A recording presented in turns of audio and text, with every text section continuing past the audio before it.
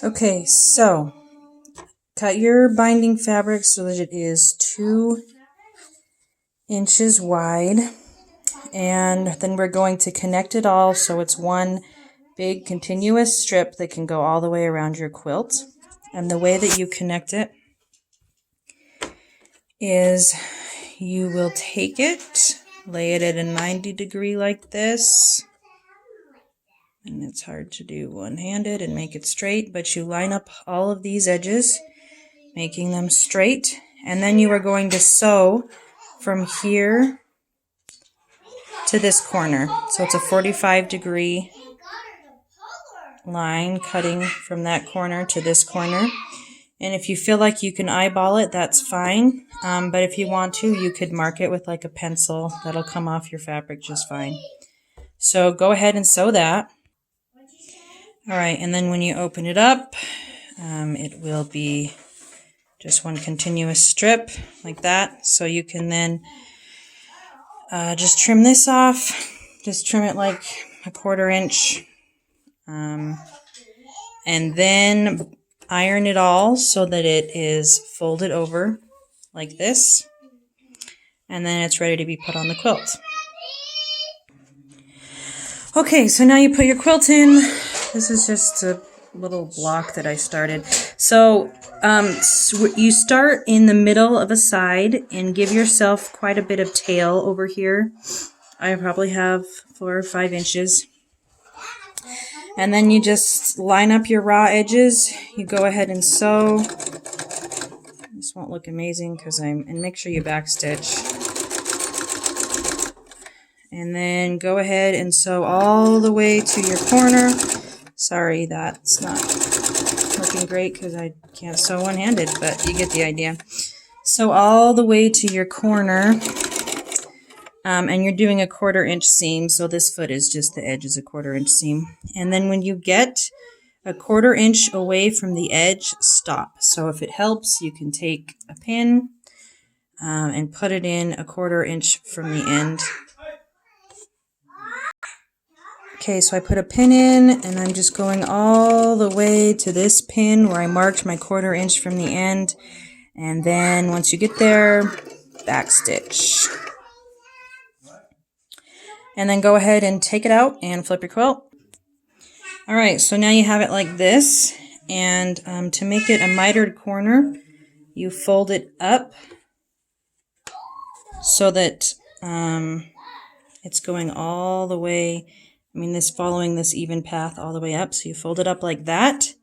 And then you fold it down like this. Sorry. I'm really bad at recording. So if that makes sense, we'll do it one more time. And I dropped it. I have great respect for people who make these videos. So yeah, fold it up like that.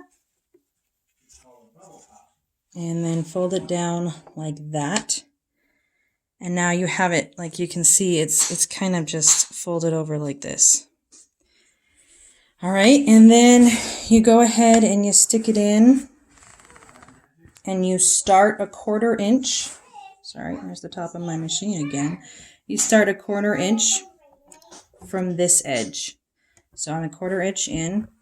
And I'm going to go ahead and sew. I'm going to backstitch. Do all your corners like that. So it's all one thing. Okay, show it on here. Is it going? Okay. So look, I went all the way around, and then the last step that's the hardest is just joining these two so that there's no like extra.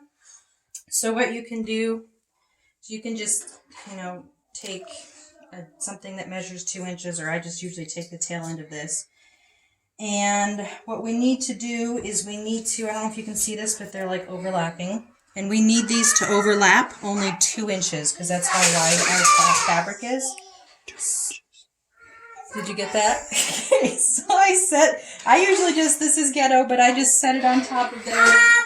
Grab my scissors, cut that top one off right along the edge of the bottom one. So you see that? They're like, the edge of the bottom one is down here, and that, I don't know if that makes sense, but once I cut it, it will. It doesn't make sense. When I cut it, it will.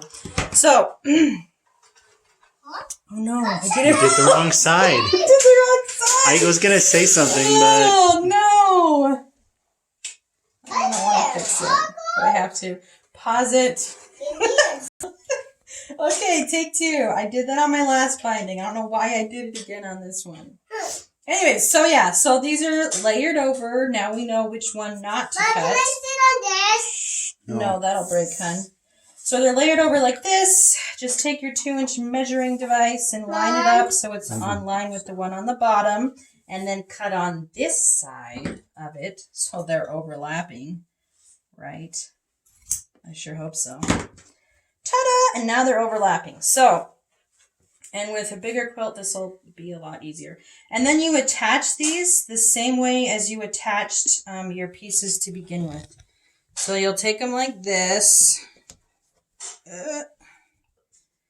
You'll fold them over like this so they're laying flat with each other. This is really hard to just see, but... So see, this is how we attached them before, right? You had them at a 90-degree angle. And then you're going to sew. Can you see the top? You're going to sew from this corner down to this corner, just like we attached it before. You can end up. They're in here. Just going to go corner to corner like we did the others. I just eyeball it, but if you want it to be perfect, I would mark them with a pencil so you know you get it 100%. And then you're going to want to iron that out and trim off that on the inside. So you'll trim this out and then iron it flat like you did before. And then go ahead and just sew it down and then it should all be connected to the quilt. I want to pause that really fast. Okay, go. This is probably like step 17 by now. But just iron this out like this. Iron your corners out like this just because then it'll lay flatter. And then all you'll do is you'll flip this around. You'll lay it down. Just fold it over nice and neat. And you can just sew along this bottom edge. And sometimes if your seam was too small, you might see the stitch on this side. But, I mean, it won't matter if you can see it in there over here. And if they dock you for it, tell them it was my fault. But anyways, I mean, if you just try to line it up with this stitch that you can see right here, they pretty much line up and it'll look really nice. So that's it. Hopefully that made sense.